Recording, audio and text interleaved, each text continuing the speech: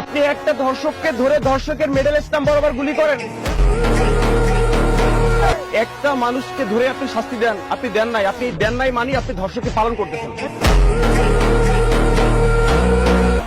3-4 দিনের ভিতরে অনেক ধর্ষণ হয়েছে আমার দেশে, আপনি একটা ধর্ষককে ধরতে পারলেন না।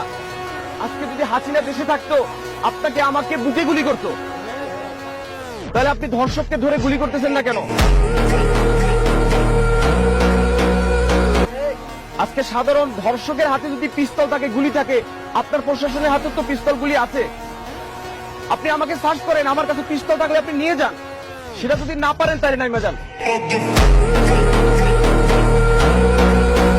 আপনি ধর্ষককে শাস্তি দিতে যদি না পারেন তাহলে আপনি চেয়ার ছেড়ে দেন, যে শাস্তি দিতে পারবে ওনাকে বসান।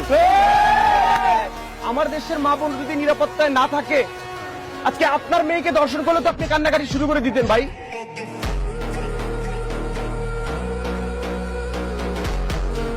তাহলে আমার দেশে অন্য মেয়েরা যে ধর্ষিত হয় এটার কি কোনো মূল্য নাই? তাদের মান সম্মান নাই? তাহলে আপনি খুঁজতেছেন না কেন? আপনি একটা ধর্ষককে ধরে পিলারে টানাচ্ছেন না কেন?